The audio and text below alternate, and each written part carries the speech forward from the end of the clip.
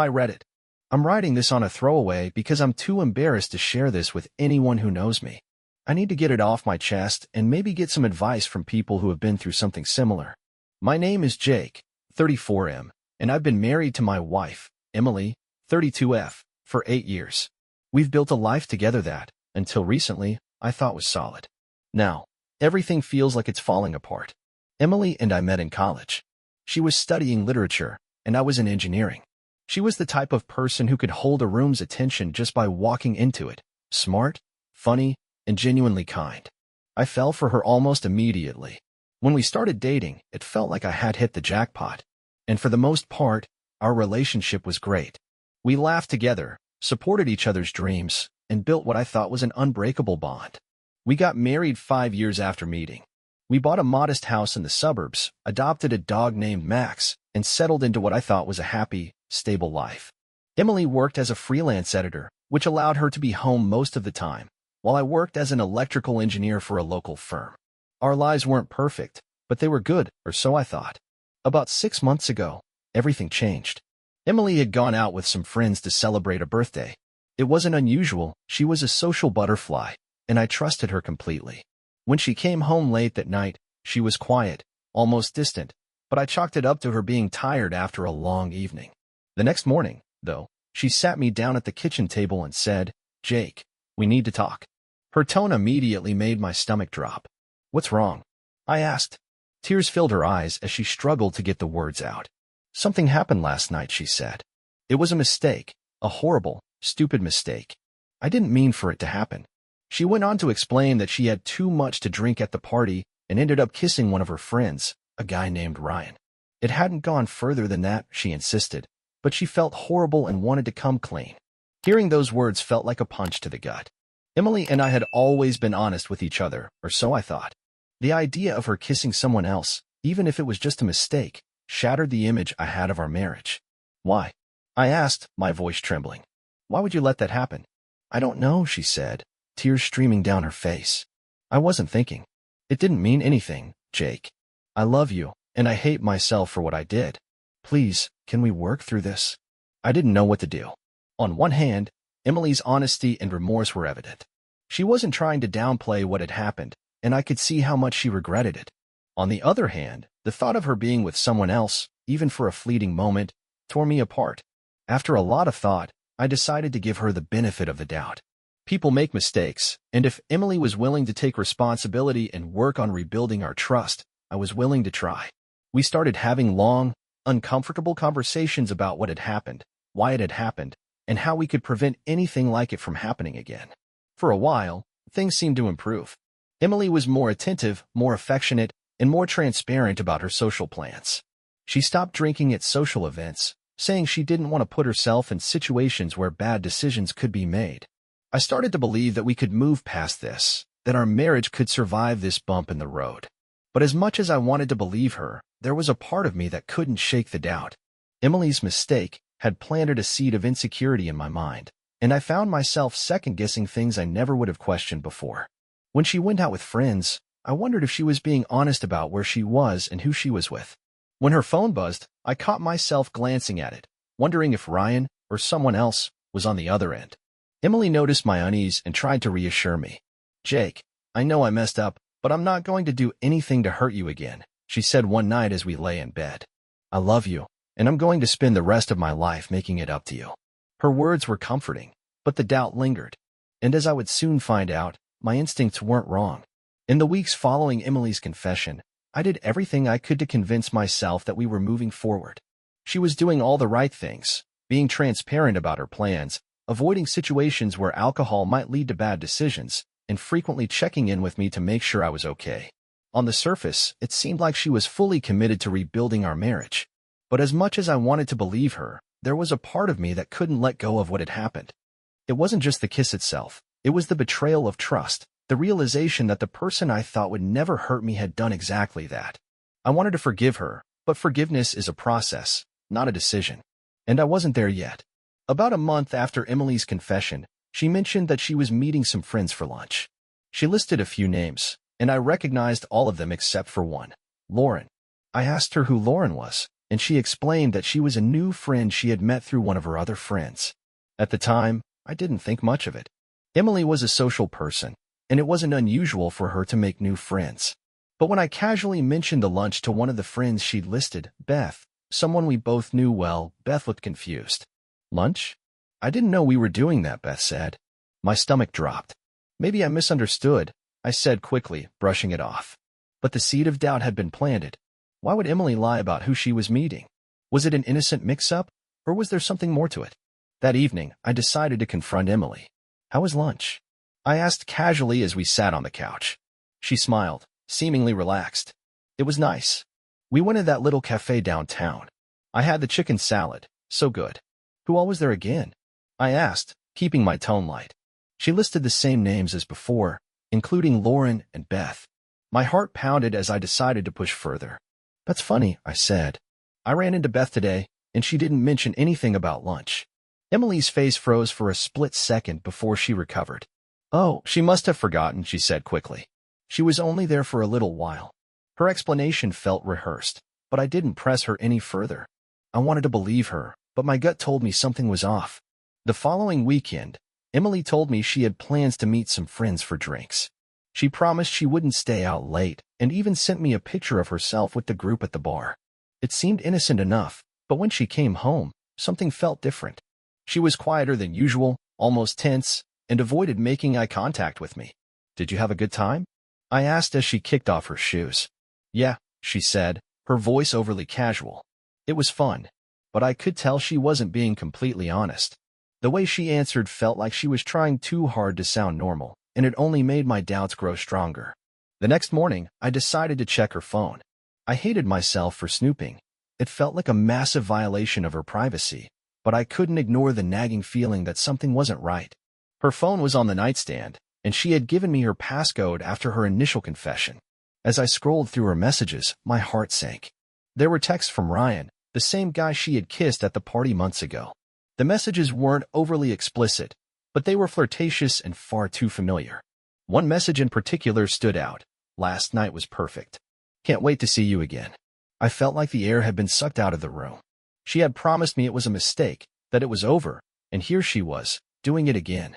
My hands trembled as I put her phone back where I found it, my mind racing with anger and betrayal. That evening, I waited until we were alone in the living room before confronting her. Emily, I said, my voice tight. We need to talk. She looked up, her expression wary. What's wrong? I took a deep breath, trying to steady my voice. I saw your messages with Ryan. Her face went pale, and she stared at me in stunned silence. Jake, Don't, I said, cutting her off. Don't try to explain it away. You promised me it was over. You said it was a mistake, but now I see it wasn't. You lied to me. Tears filled her eyes, and she shook her head. It's not what you think, she said. I didn't mean for it to happen again. It just did. Stop saying that, I snapped. You don't accidentally cheat on someone. You made a choice, Emily. You chose to betray me again. Her sobs grew louder, but I didn't feel any sympathy. I felt anger, heartbreak, and a sense of finality that I couldn't ignore. I don't know if I can do this anymore, I said quietly. You've broken my trust twice. How am I supposed to believe anything you say? I'll do whatever it takes, she said desperately. Therapy, counseling, whatever you want. Just please don't give up on us. Her words hung in the air, and for the first time, I realized I wasn't sure if I wanted to save our marriage. The woman I had loved and trusted had betrayed me twice, and I didn't know if I could ever forgive her. After Emily's second confession, the atmosphere in our house became unbearable. We moved around each other like strangers, the weight of her betrayal pressing down on every conversation, every glance. I couldn't look at her without seeing Ryan's name flashing in my mind, without hearing her excuses echoing in my head. It just happened. How many times could she use that line before it lost all meaning? I spent more and more time out of the house, taking long drives or throwing myself into work. Anything to avoid the suffocating silence at home. Emily tried to make things better, leaving me notes, cooking my favorite meals, offering to talk whenever I was ready, but none of it made a difference. The damage had been done, and I didn't know if it could ever be repaired. One night, as I sat alone in the car after work, I started thinking about the kind of life I wanted. Was this it? Living in a house filled with mistrust and resentment. constantly wondering if my wife was being honest with me. The thought of ending our marriage terrified me, but staying felt just as unbearable. Emily insisted on going to couples therapy, saying it was the only way we could rebuild what we had lost. I was hesitant at first, but eventually I agreed. Maybe it would help us communicate better, or at the very least, give me some clarity about what to do next. Our first session with Dr. Taylor was uncomfortable. Emily cried as she talked about her guilt and shame, saying she didn't know why she kept making the same mistakes.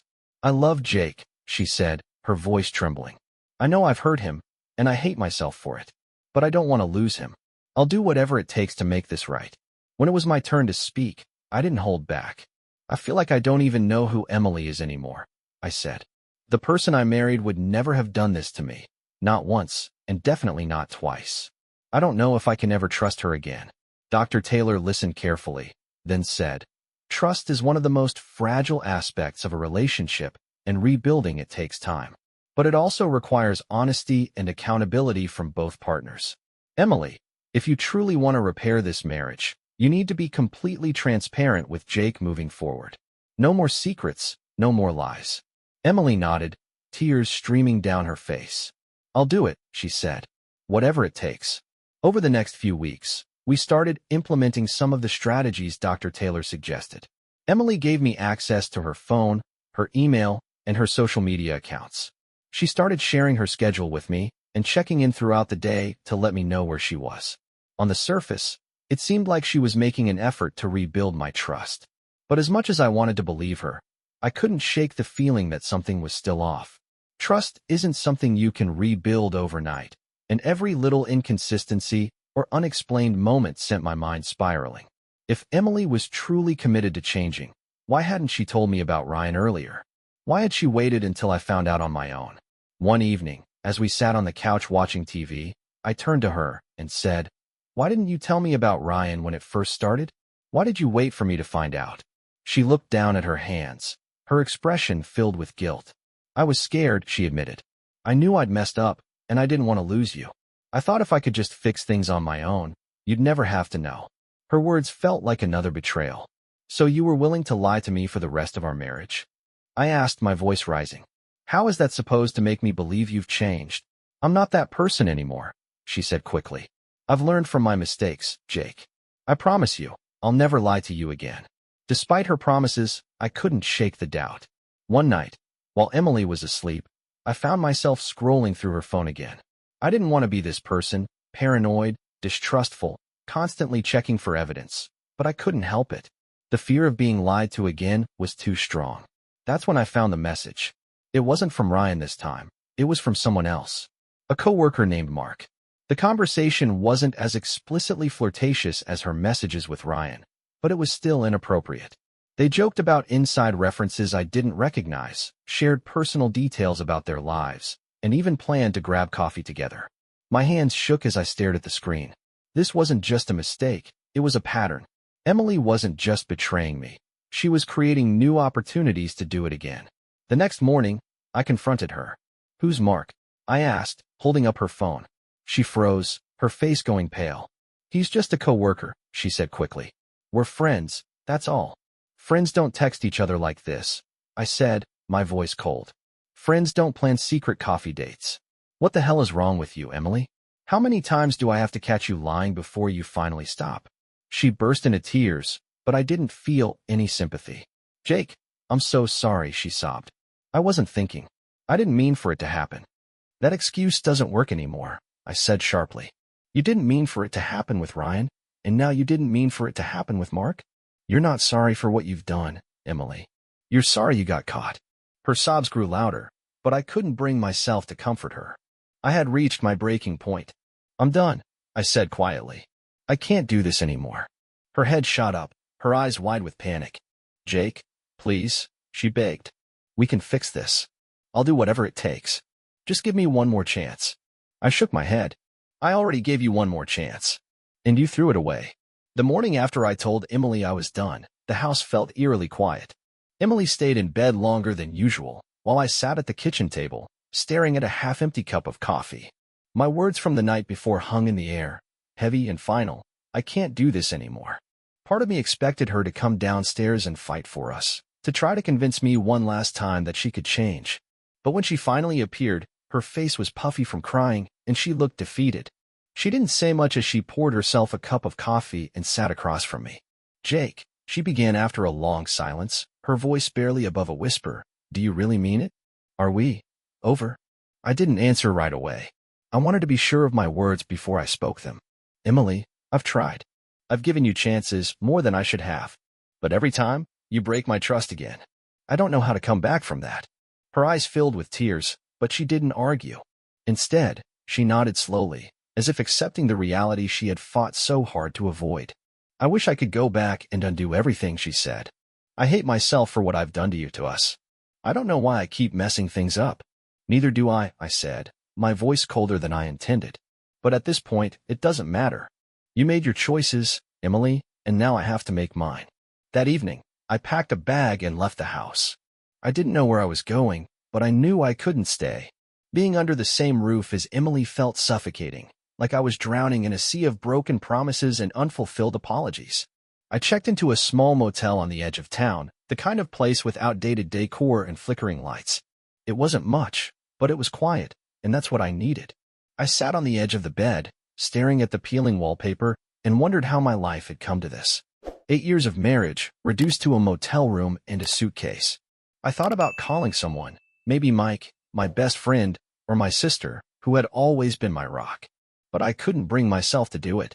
I didn't want to explain everything again, to hear the pity in their voices or the well-meaning advice I wasn't ready to hear. I just wanted to be alone.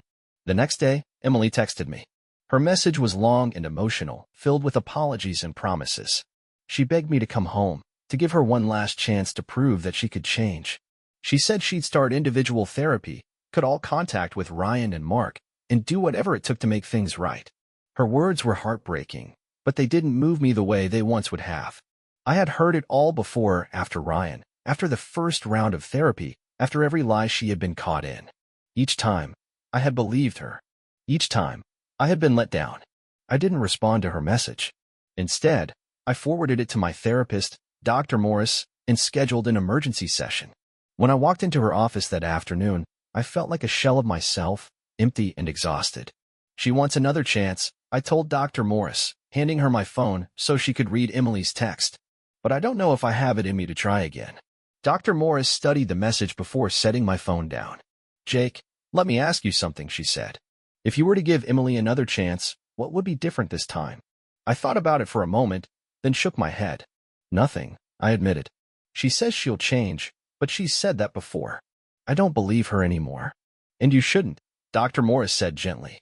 "Trust isn't something you can rebuild on empty promises. It has to be earned, and that takes time, effort, and a genuine willingness to change. Do you believe Emily is capable of that?" Her question hit me hard. Did I believe Emily could change? Maybe. But even if she could, I realized, I wasn't sure I wanted to wait around to find out. That night, I texted Emily back. "I can't come home.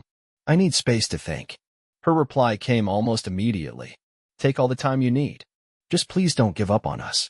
I stared at her message for a long time, my chest aching.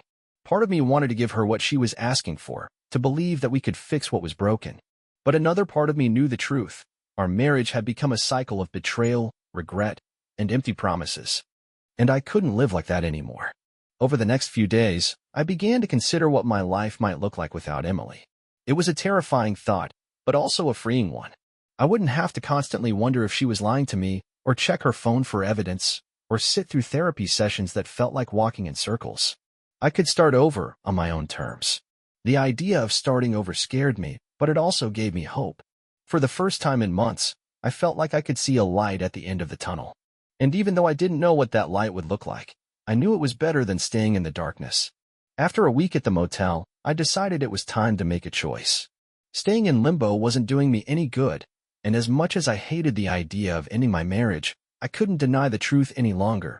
Emily and I were broken, and I wasn't sure we could ever be fixed. That weekend, I asked Emily to meet me at a neutral place, a quiet park we both liked. I didn't want to do this at the house, surrounded by memories of what we used to be. When she arrived, she looked exhausted, like she hadn't slept in days. Her eyes were red and puffy, and she was clutching her phone like it was a lifeline. "Hi," she said softly, sitting down on the bench beside me. "Hi," I replied, my voice heavy with the weight of what I was about to say. We sat in silence for a moment, the sounds of birds chirping and children laughing in the distance filling the void. Finally, I turned to her. "Emily, I've been doing a lot of thinking," I began. "About us, about everything that's happened." She nodded, her expression hopeful. "And I don't think I can do this anymore," I said, my voice breaking. "I've tried, Emily. I've given you chances, and I've fought to hold on to us. But I can't keep going like this. It's not fair to me, and it's not fair to you."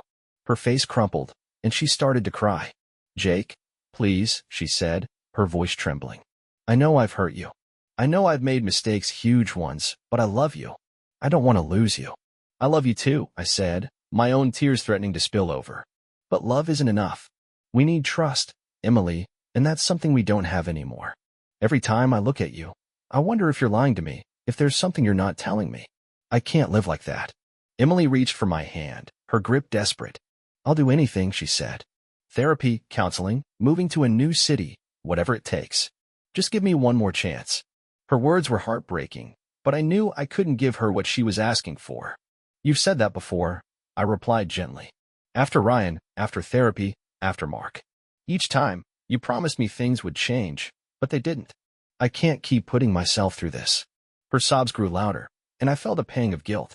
I didn't want to hurt her, but I knew that staying would hurt us both even more in the long run. "This isn't easy for me," I said, "but I think we both need to move on. Maybe in time, we can find happiness, just not together." Emily buried her face in her hands, her shoulders shaking with grief. I sat beside her, feeling helpless and hollow. It felt cruel to leave her like this, but I knew it was the only way to break the cycle we were trapped in. The next day, I returned to the house to pack my things.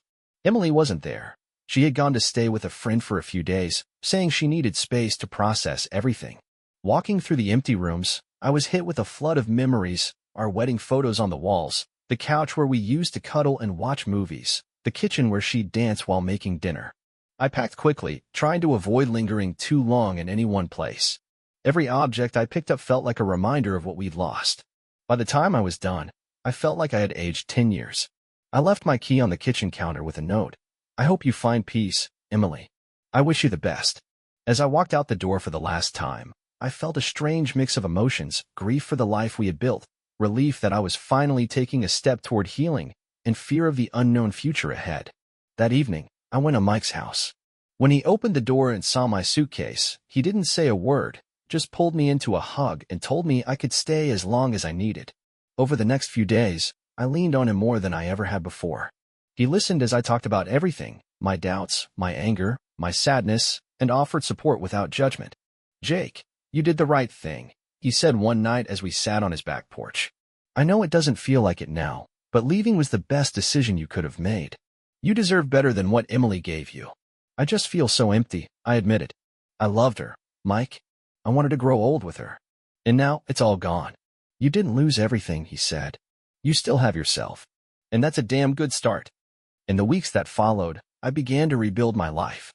I found a small apartment not far from my work and started creating a space that felt like my own. I went back to therapy, this time focusing on myself rather than my marriage. Dr. Morris helped me work through the pain of Emily's betrayal and find clarity about what I wanted for my future. I started spending more time with friends, saying yes to invitations I would have turned down before. I reconnected with hobbies I'd neglected during my marriage, like hiking and photography. Slowly but surely, I began to feel like myself again. One night, as I stood on a trail overlooking the city at sunset, I realized something. I was going to be okay. It wouldn't happen overnight, and the scars from my marriage would always be there, but I was finally taking steps toward healing. For the first time in a long time, I felt a glimmer of hope. In the weeks after leaving Emily, I found myself grappling with a strange mix of emotions. There were moments of freedom, times when I'd wake up in my new apartment and feel a sense of relief that I no longer had to live under the cloud of suspicion and betrayal. But there were also moments of deep loneliness. The quiet nights, the empty space next to me on the couch, the absence of someone to share my day with, it all hit harder than I expected. Despite the emotional roller coaster, I knew I had made the right decision. My sessions with Dr. Morris became a lifeline. She helped me process not just the betrayal, but also the patterns in my relationship with Emily that had contributed to where we ended up. Jake, she said during one session, it's clear you gave everything to that marriage. But it's also clear that you often prioritized Emily's feelings over your own. What would it look like if you focused on yourself for a while? Her words stuck with me. I realized I had spent so much time trying to fix things with Emily, bending over backward to forgive, to rebuild, to believe her promises, that I had completely lost sight of my own needs. It was time to change that. One weekend, Mike dragged me to a rock climbing gym. I wasn't exactly thrilled at the idea, but he insisted. You've been cooped up in that apartment too long, he said. Come on, it'll be fun. At first, I felt completely out of place. The gym was filled with people who looked like they climbed mountains for a living, while I struggled just to figure out how to tie the harness. But as I started climbing, something shifted. The physical challenge forced me to focus on the present moment, on finding the next hold, on pushing myself just a little further. For the first time in months, my mind wasn't consumed with thoughts of Emily or the past. It was just me and the wall. After that day, I started going to the gym regularly. Climbing became an outlet for my frustration, a way to channel my emotions into something productive.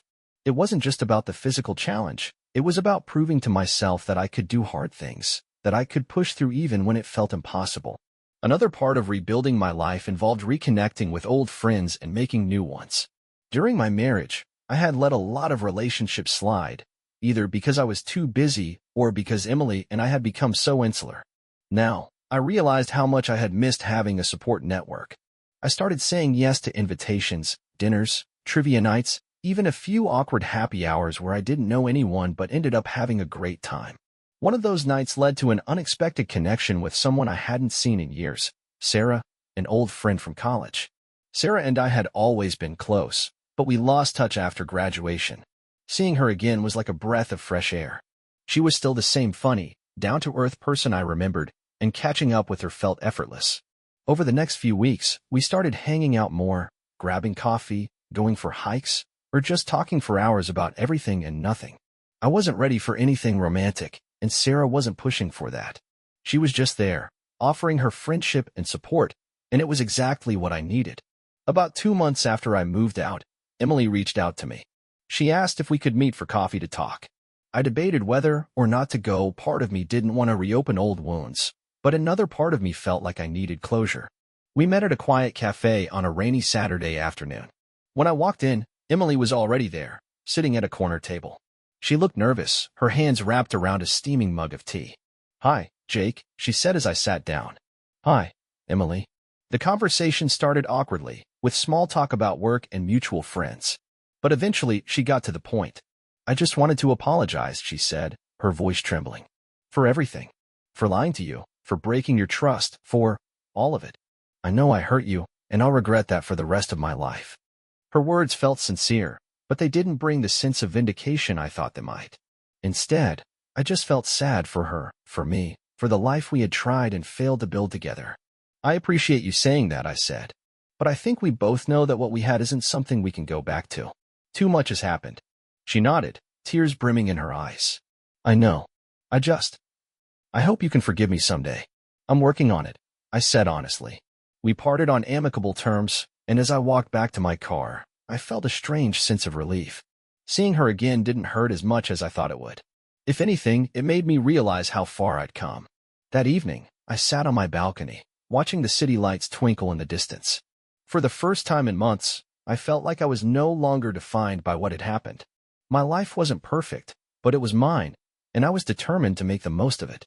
I didn't know what the future held, but I was finally ready to face it, one step, one climb, one day at a time. After meeting with Emily, I felt a sense of closure that had been missing for so long. Her apology didn't erase the pain she had caused, but it helped me let go of the anger and resentment I had been holding on to. For the first time in months, I felt like I could breathe again. I spent the next few weeks focusing on myself and the things that brought me peace. Rock climbing had become more than just a hobby, it was a metaphor for my life. Every time I scaled a wall, I felt a surge of accomplishment, a reminder that I was capable of overcoming obstacles, even the ones I thought were insurmountable. I started journaling too. Dr. Morris had suggested it during one of our sessions, and while I'd been skeptical at first, it turned out to be incredibly therapeutic. Writing down my thoughts and feelings helped me process everything I had been through. It also helped me recognize patterns in my relationship with Emily, patterns I didn't want to repeat in the future. One evening, I attended a dinner party hosted by a mutual friend of Sarah's and mine. I almost didn't go. I was tired from work and still wary of social situations, but Sarah convinced me.